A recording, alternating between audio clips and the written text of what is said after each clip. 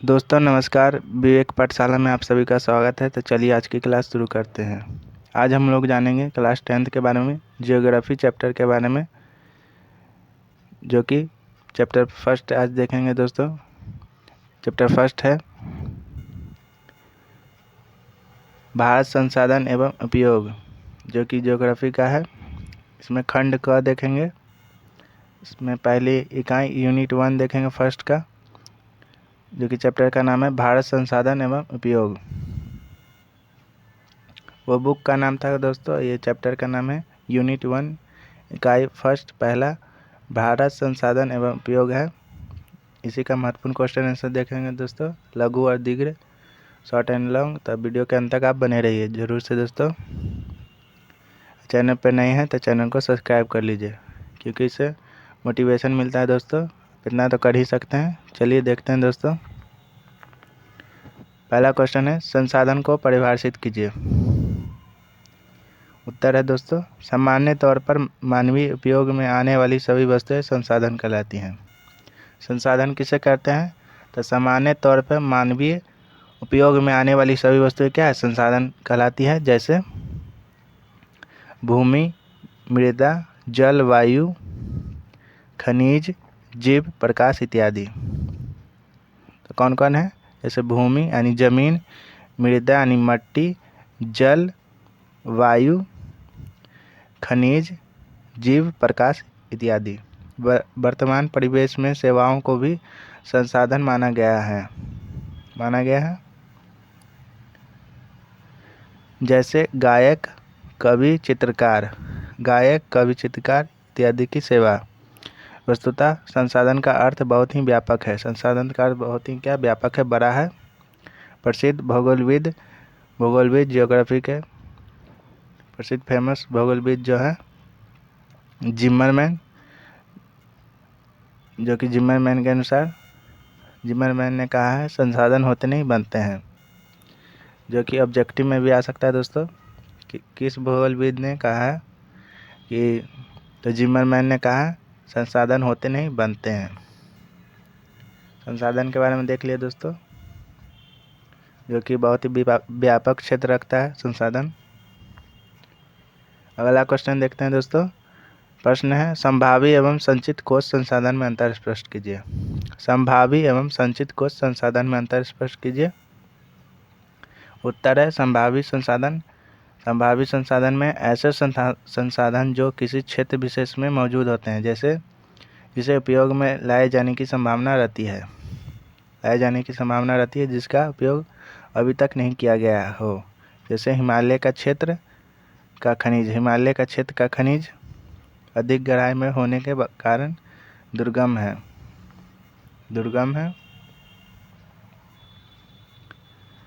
संचित कोश संसाधन में संसाधन वास्तव में ऐसे संसाधन भंडार के ही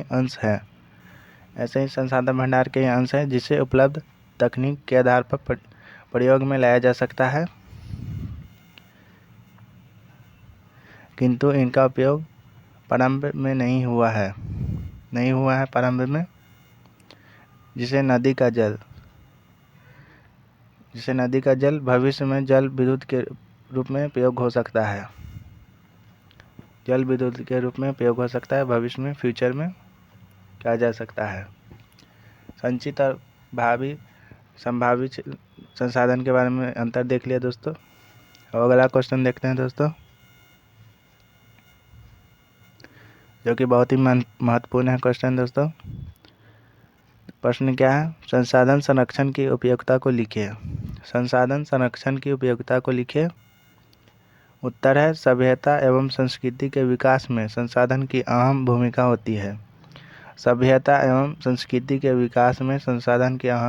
होती है। किंतु संसाधन का अविवेकपूर्ण या अतिशय उपयोग विविध सामाजिक, आर्थिक, सांस्कृतिक एवं पर्यावरणीय समस्याओं को जन्म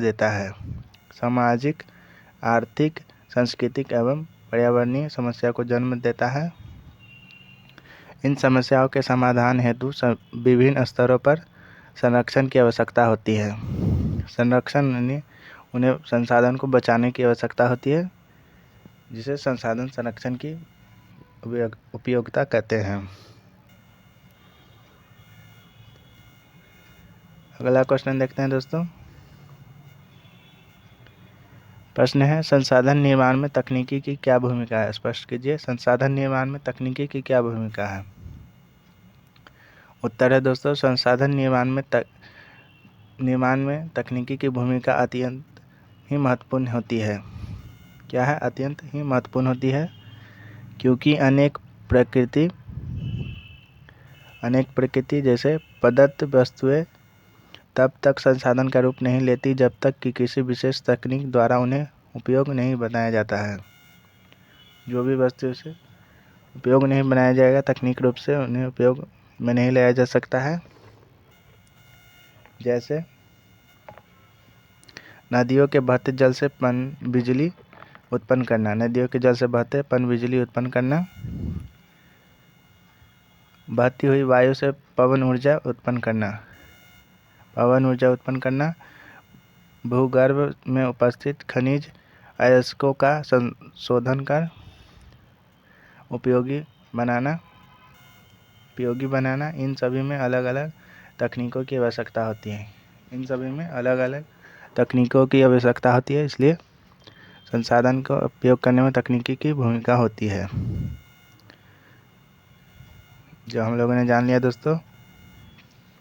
आगे देखते हैं दोस्तों द्विगोत्तरीय प्रश्न में। पहला है दोस्तों, प्रश्न है, संसाधन के विकास में सतत विकास की अवधारणा की व्याख्या कीजिए। संसाधन के विकास में सतत विकास की अवधारणा की व्याख्या कीजिए।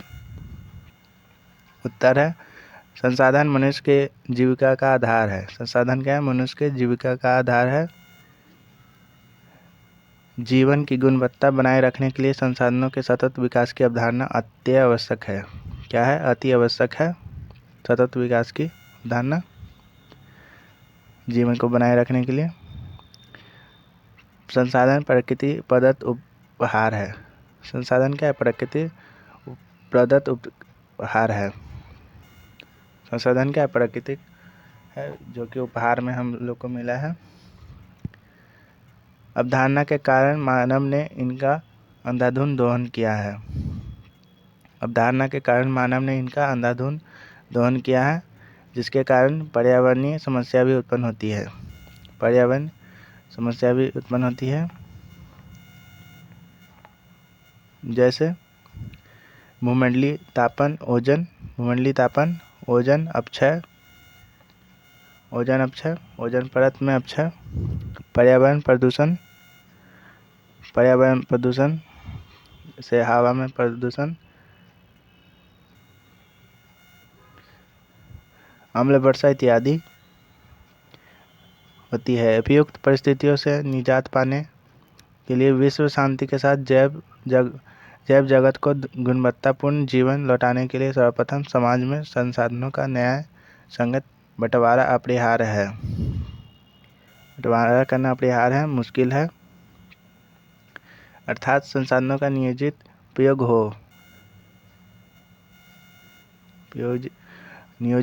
हो। नियोजन मतलब योजना बनाकर उसका उपयोग हो संसाधन का।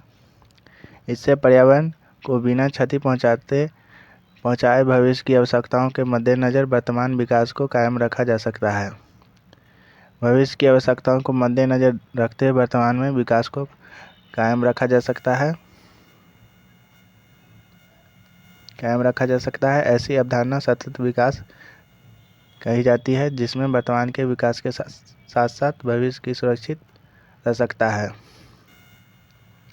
वर्तमान के विकास के साथ साथ भविष्य की भी सुरक्षित रखा जा सकता है, जिसे सतत विकास कहा जाता है। अगला क्वेश्चन देखते हैं दोस्तों।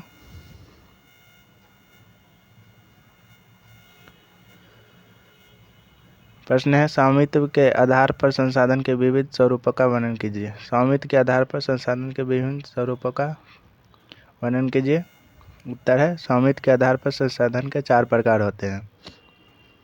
स्वामित्व के आधार पर संसाधन कितने प्रकार के होते हैं, प्रश्न आ सकता है। तो 4 प्रकार के होते हैं। पहला है व्यक्तिगत संसाधन। पहला है व्यक्तिगत संसाधन। ऐसे संसाधन किसी खास व्यक्ति के अधिकार क्षेत्र में होता है, किसी खास व्यक्ति के अधिकार क्षेत्र में होता है, जिसके बदले में वह सरकार को लगान भी चुकाते हैं, यानी कर भी देते हैं, सरकार को लगान देते हैं। जैसे भूखंड, घर व अन्य जायदाद जिस पर लोगों का निजी स्वामित्व होता है। बाग बगीचा, तालाब, कुआं इत्यादि भी ऐसे संसाधन ही हैं जिस पर व्यक्ति निजी स्वामित्व रखता है। व्यक्तिगत संसाधन देख लिया दोस्तों। दूसरा है सामुदायिक संसाधन। सामुदायिक संसाधन ऐसे संसाधन किसी खास समुदाय के आधिपत्य में होता है, जिसका उपयोग समूह के लिए सुलभ होता है। गांव में चारण, पशुचारण करना, भूमि, शमशान, मंदिर या मस्जिद परिसर, सामुदायिक भवन, तालाब आदि इसके लिए होती है सामुदायिक संसाधन। नगरीय क्षेत्र में इस प्रकार के संसाधन सार्वजनिक पार्क, पिकनिक स्थल, खेल मैदान, मंदिर, मस्जिद, गुरुद्वारा एवं गिरजाघर के रूप में है, जो यह संसाधन संबंधित समुदाय के लोगों के लिए सर्वसुलभ होती है, सबसे अच्छा होती है, सस्ता होती है। यह संसाधन संबंधित समुदाय के लोगों के लिए सर्वसुलभ होती है, सस्ता होती है। दूसरा भी देख लिए दोस्तों, सामुदायिक संसाधन। तीसरा देखते हैं दोस्तों, राष्ट्रीय संसाधन। राष्ट्रीय संसाधन कानूनी तौर पर देश या राष्ट्र के अंतर्गत सभी उपलब्ध संसाधन राष्ट्रीय संसाधन है। सभी संसाधन क्या है? राष्ट्रीय संसाधन है। देश की सरकार को वैधानिक हक है कि वह व्यक्तिगत संसाधन का अधिग्रहण आम जनता के हित में कर सकती है। व्यक्तिगत संसाधन का अधिग्रहण आम जनता के हित में कर सकती है। और राष्ट्रीय संसाधन के बाद अंतर्राष्ट्रीय संसाधन को देखते हैं दोस्तों। अंतर्राष्ट्रीय संसाधन है ऐसे संसाधनों का नियंत्रण अंतर्राष्ट्रीय संस्था करती है। राष्ट्रीय संस्था करती है। यह तट रेखा से 200 किलोमीटर की दूरी छोड़कर खुले महासागरीय संसाधनों पर किसी देश का आधिपत्य नहीं होता है। 200 किलोमीटर की दूरी छोड़कर खुले महासागरीय संसाधनों पर किसी देश का आधिपत्य नहीं होता है। ऐसे संसाधन का उपयोग सिर्फ अनुसंधान हेतु अंतर्राष्ट्रीय संस्थाओं की सहमति से ही किसी राष्ट्र द्वारा किया जा सकता है। कोई भी राष्ट्र कर सकते हैं, किया जा सकता है, इसे अंतर्राष्ट्रीय संसाधन कहते हैं। जैसा कि दोस्तों हम लोगों ने देख लिया महत्वपूर्ण क्वेश्चन आंसर चैप्टर फर्स्ट का ज्योग्राफी। अगर आपको यह वीडियो अच्छा लगा होगा दोस्तों तो एक लाइक कर दीजिए। मिलते हैं नेक्स्ट वीडियो में दोस्तों अलग चैप्टर के साथ। तो तब तक के लिए जय हिंद, जय भारत।